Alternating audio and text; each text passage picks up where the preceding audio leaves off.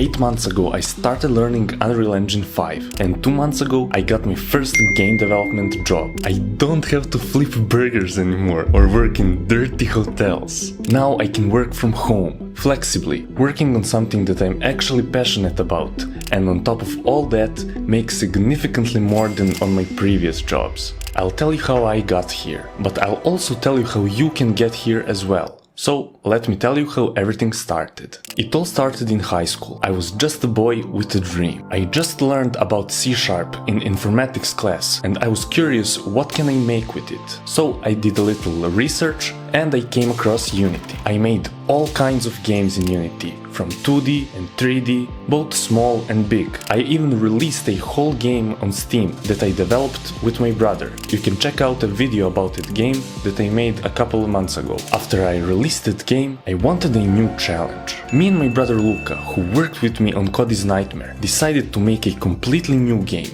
but this time using Unreal Engine 5. We spent some time learning the basics of the engine, and the fact that we already released one game helped us a lot. But I can definitely see someone who never touched game development before learn Unreal Engine pretty quickly, since it's using blueprints for its scripting and not actual code. We worked on that game for some time, but when we were close to finishing, we got an interesting email. The email was from a guy who we met a couple of months ago at Gamescom in Belgrade, where we presented our game Cody's Nightmare, where we actually won some awards, by the way.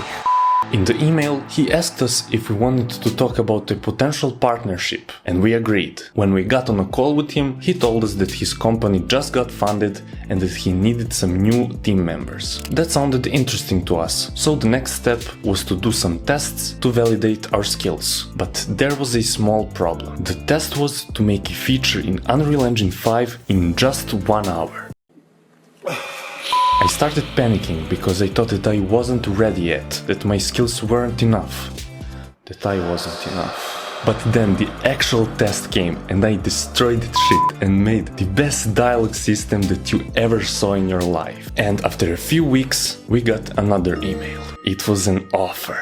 That might have been the best feeling that I ever felt in my entire life. I spent years working shitty jobs at dirty hotels and fast food restaurants while learning programming in my free time and trying to get a job, but I never managed to do so. And then one day, after a couple months of learning a completely new technology, I managed to land a job of my dreams. I can't even describe you how nice it is if you never worked a job like this one. You work mostly from home, you work with smart and ambitious people, and your job experience isn't dreadful anymore. Just knowing that I got this job isn't that valuable to you. So I wanted to share a couple of steps that you can take to get a similar job to mine. Step 1 is to learn the skill, obviously, right? But how do you do it in the most efficient way possible? I would suggest you to spend the minimal amount of time on tutorials, just enough to get the basics, and start making your own games as soon as possible. If you want to learn from me, I'm currently working on a completely free tutorial about how you can make a complete game in Unreal Engine 5 in just 7 days. It will be completely free and you can sign up below. You should focus on making small games that you can make in just a couple of days. That way you can actually learn and polish your skills by actually doing what you're trying to learn. Of course, your first few games will be very bad and you will get stuck a lot. And then it's okay to look at tutorials or ask ChatGPT for help. But as soon as you overcome the hurdle, go back to working on your game completely alone, without any help.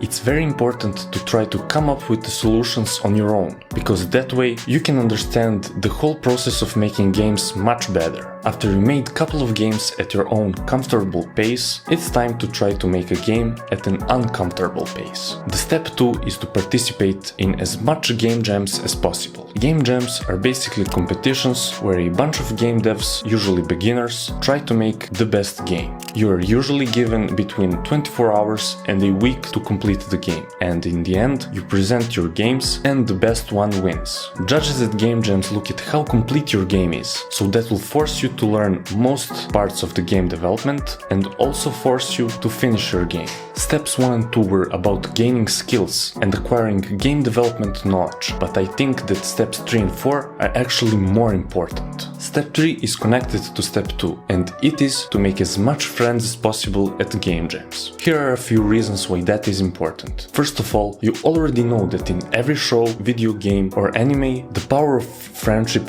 always wins. So if you want to win, you must have a lot of friends. Second, every job that I was close to getting or got in the most recent case, I was able to get because of a referral from a friend. I was even invited to interviews that weren't available to the public because I had a connection in the company. Third reason why you should make as much friends as possible at the game jams is because even if you don't want to get a job, you want to be your own boss. At game jams, you can meet a lot of people that can potentially be your teammates someday. You can combine your skills and make your own indie game studio. So go to game jams and make friends there. Now, step 4 is also similar to step 3, and it is to make as much connections as possible by going to in-person events and gaming festivals. There are gaming events and festivals every month in almost every city in the world. You should go there, meet a lot of people, and usually there are companies that go there just to recruit new talent. Which brings me to step 5. Apply to jobs even if you don't think that you're ready yet. Apply as much as you can, but at the same time keep working on your games to improve your portfolio. If you do all of that, it's only a matter of time before you start getting interviews, which is very important because interviewing for a job is a whole another skill that you should learn.